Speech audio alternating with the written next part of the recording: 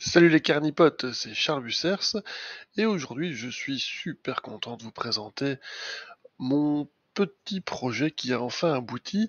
Alors on va bien sûr parler de plantes carnivores, mais ici c'est plus spécialement un projet informatique que j'ai développé pour moi à la base, mais aussi après il a été pensé pour vous et pour d'autres utilisateurs amateurs de plantes carnivores. Donc c'est un logiciel de gestion de collection de plantes carnivores. C'est un outil qui est gratuit et il est conçu pour vous aider à organiser et gérer efficacement votre collection de manière simple et intuitive. Donc on va voir ensemble voilà, comment on peut l'utiliser, l'interface utilisateur de manière générale, qui est assez bon, voilà, facile et assez intuitive, vous verrez. C'est quand même relativement simple. Il y a beaucoup de boutons, mais on verra ça juste après. Donc en gros, on vous permettra d'ajouter des plantes dans votre collection et il y aura également toute une partie pour l'import et l'export des données pour pouvoir partager des listes de culture, des listes de collection et des listes de prix. Voilà, on verra aussi ça un peu plus loin en détail. Donc voilà, en gros, ce que je peux vous dire avant de passer à la démo. Et un petit point intéressant, c'est que ce logiciel est donc tout à fait gratuit. Il n'y a pas de publicité non plus à l'intérieur. Mais si vous trouvez que le logiciel, voilà, il est utile et il est sympa à utiliser, et que vous voulez soutenir le développement continu, parce que ben oui, bien sûr, je vais essayer encore de continuer à l'améliorer, et vos idées seront les bienvenues. Donc si vous avez des idées ou des autres fonctionnalités qui pourraient être intégrées dans le programme, n'hésitez pas à les partager, et moi j'essaierai de les impliquer dans le programme. Donc je disais, si vous trouvez que le programme est sympa et qui vous sert, vous pouvez me soutenir et supporter le programme en faisant un don via PayPal. Voilà. Donc sans plus attendre, on va passer à la petite démonstration.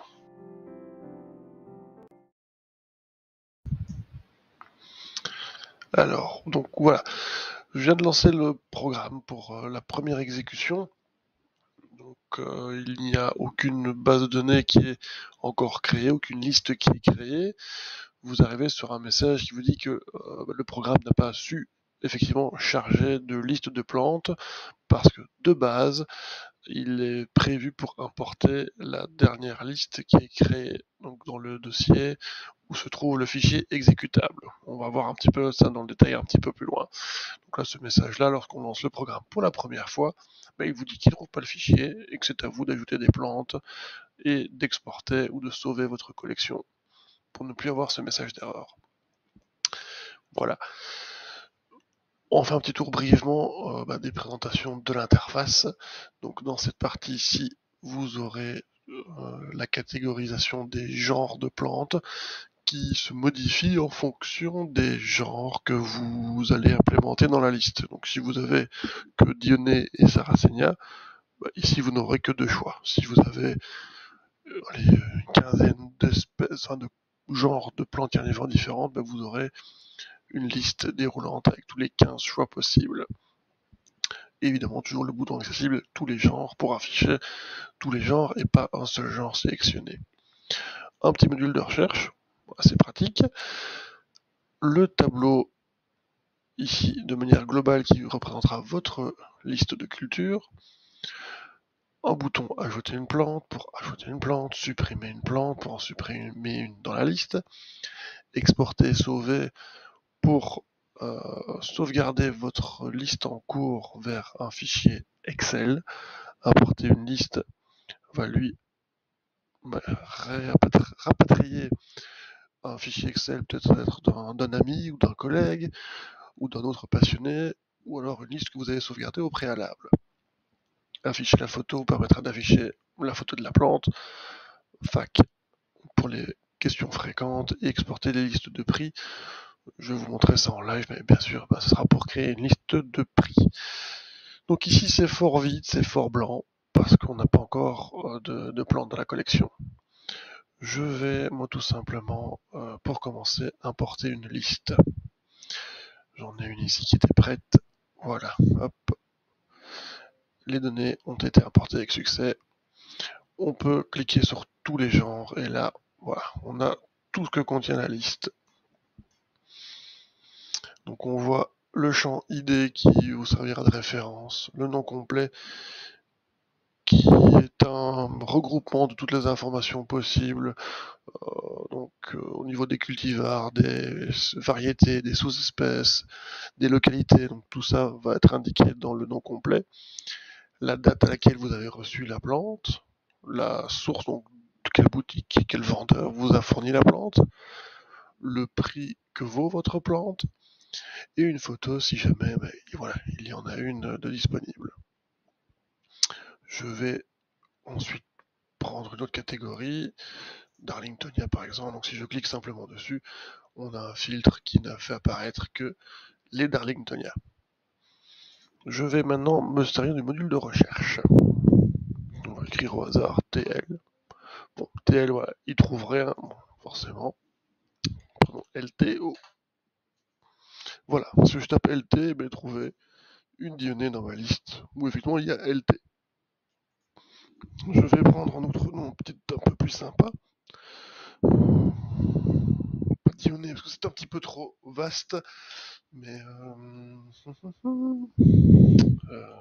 Spider, voilà. Dans ma liste, j'ai une Dionée, effectivement, un cultivar Spider et un cultivar Spider-Man.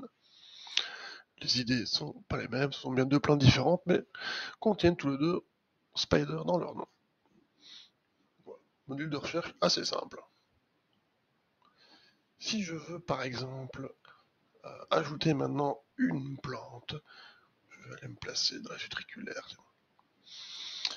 On peut cliquer sur le bouton ajouter une plante, ensuite on a une petite fenêtre qui apparaît, où il faut bien sûr choisir le genre de la plante. Ouais, j'ai été assez large, hein, j'ai même mis des plantes qu'on ne rencontre pas très souvent, mais bon, il se peut que vous les ayez, donc ça se trouve, certains, ce sera très utile de les avoir. Donc, on va aller rajouter pour le test une utricularia. Alors, ici, il le met déjà utricularia, enfin U002 automatiquement, ça peut être édité. Pourquoi est-ce qu'il fait U002? Parce qu'il a repéré que la référence pour la première dans les utriculaires, c'était U001.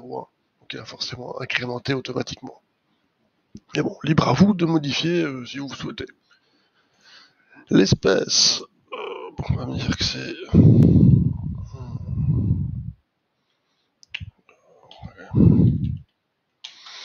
L'espèce mineure au hasard. Je crois que c'est ça que j'avais prévu. C'est pas un cultivar particulier, c'est pas un croisement, c'est pas une sous-espèce, il n'y a pas de variété à mettre. Maintenant, vous pouvez remplir effectivement tous les champs nécessaires. Hein. La date, on est le 19 du 4 24. Source, ça viendrait de chez... c'est pas moi. Un pote chez Stéphane. Voilà. Le prix, on va mettre ça à 10.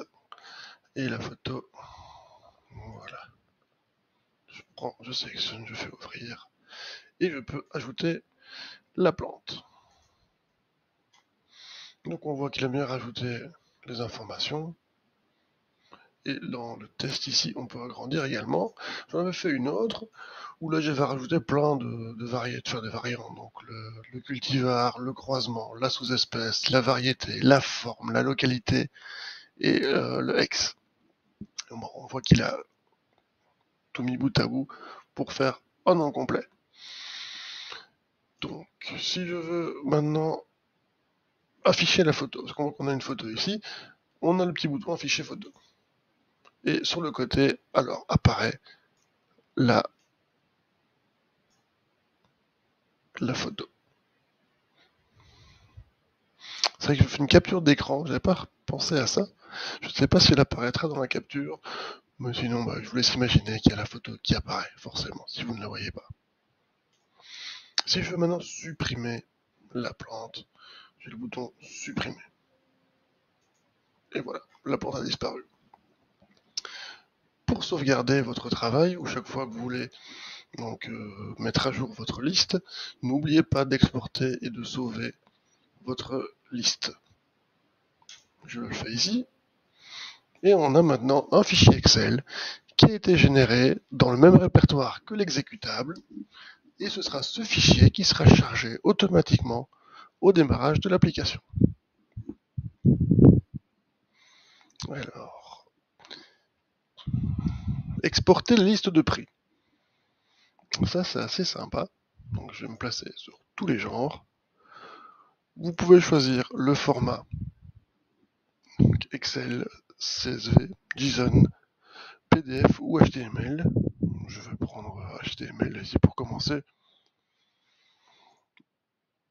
Et donc, voilà, si je choisis tous les genres, ou le genre en particulier, et que je fais exporter liste de prix, en fonction du genre ou de tous les genres sélectionnés, on va avoir un fichier qui va être généré au format demandé avec le nom complet de la plante et le prix juste à côté, tout simplement.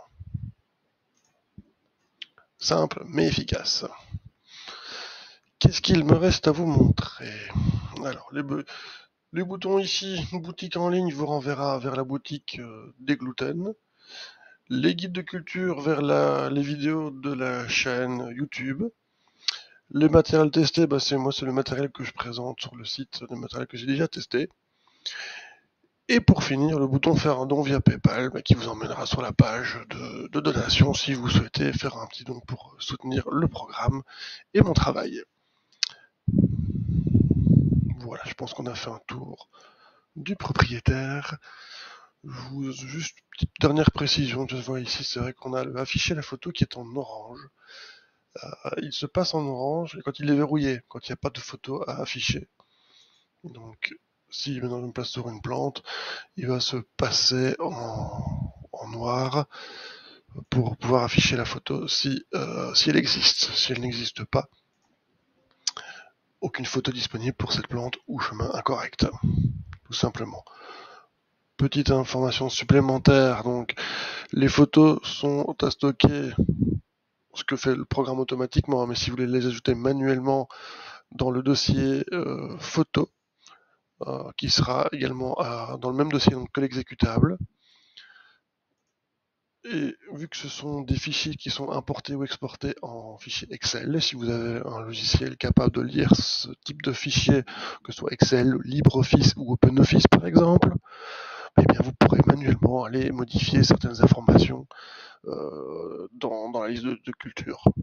Des fois ça peut être pratique pour faire des modifications de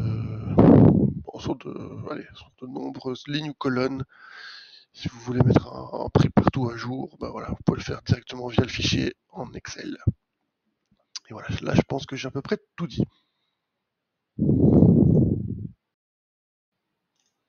Et voilà, c'est tout pour la présentation de mon logiciel de gestion de collection de plantes carnivores. Donc j'espère que cette petite démonstration vous a donné une bonne idée de toutes les fonctionnalités qu'on va pouvoir explorer et utiliser tous ensemble. On pourra faire un peu de partage de listes. Je trouve que c'est un projet assez sympa et communautaire.